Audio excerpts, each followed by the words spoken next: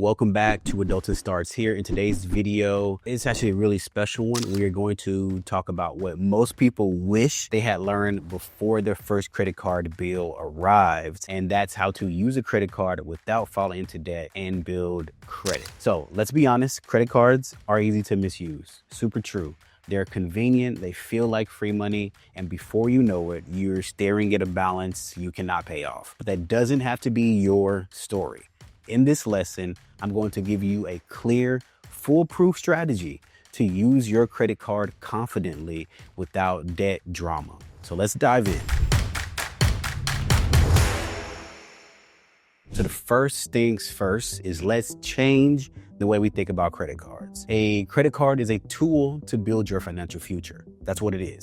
It's not a way to live above your means. If you wouldn't buy it with your debit card or cash, you really shouldn't swipe your credit card either, especially as a beginner. So starting out, it's important to follow the simple guideline of if you can't pay it in full, don't even put it on the credit card. And the reason I'm saying this is because of minimum payments. At the end of your billing cycle, you have to make a payment. Usually it is either the minimum payment or your statement balance. Now, most people, they will just pay the minimum payments. But if you want to avoid getting into debt, minimum payments will not cut it.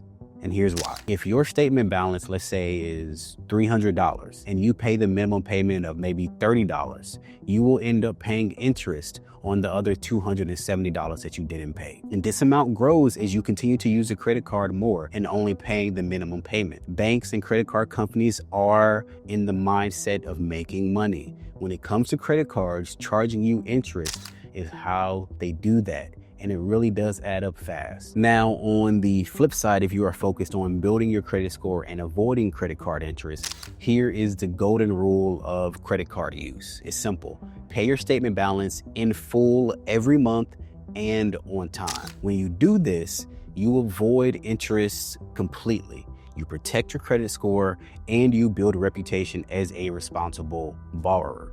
So again, pay your full statement balance on time every month. So with this fresh in our heads, let's kind of talk about the difference between your statement due date and your payment due date. It is a major confusion that trips up a lot of new adults, and I don't want you to struggle. So we're going to spend a few seconds talking about it. And there are really kind of two key dates with credit cards. The first is that statement date, the day your credit card company told us what you owe for that billing cycle. And then you have your payment due date, the day your payment is actually due. Note that you must always pay at least the minimum payment amount to stay in good standing. Now, you get a window, usually like 21 to 25 days between those dates to make a payment towards your card. If you pay the statement balance in full, you won't accrue any interest. Anything less starts to accrue interest. And so the pro tip here is to set a reminder 2 to 3 days before your due date so you never miss it. Even better, you want to set up auto pay for the full statement balance amount. That way you never forget. And then the next thing we want to do in order to keep ourselves from falling into debt is to keep our credit utilization low. Now, I know I've said that a bunch of times, but your credit utilization equals the percentage of your available credit you're using.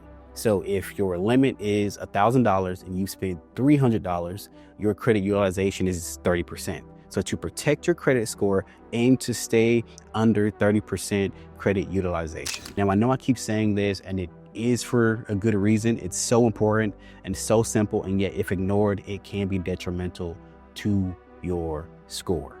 Okay, now let's go over some things to never do with your credit card. So here's a quick list of don'ts. These are the real debt traps that are out there, especially for new adults. First, don't treat your credit card like extra money. It's not.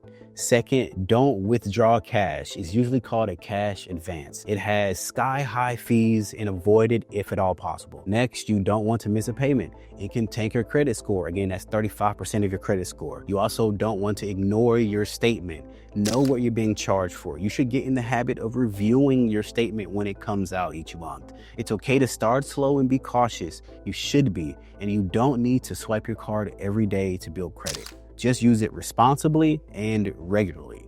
So I've shared some terms, some do's and don'ts, and now I'm going to share a simple and easy strategy to get started Well, to get started off right with your new credit card. So pick 1 or 2 recurring charges like Netflix, gas, or groceries. Use your card only for those things for a month or 2 months. Then check your balance weekly via like your app or alert or whatever. And then you want to wait for your statement balance to post. Then you want to pay the full statement amount every month before the payment due date. Then you want to eventually set auto pay so you never miss those payments. And that's pretty much it. You're done. Simple, low stress, no debt. So now your action step for today. Log into your credit card account. Set up auto pay for the full statement balance. And then over time, you want to choose 1 to 2 expenses you only use for your card for 1 to 2 months. Start using your card with purpose and not pressure. And that's a wrap on this lesson. Remember, credit cards don't cause debt. Poor habits do. So with a clear plan, solid boundaries, and a little practice, you can master credit and build a strong financial foundation that's debt-free. In our next lesson, we'll dive into understanding and managing debt. So stay tuned for that. Keep going strong, and I'll see you in the next one. Take care.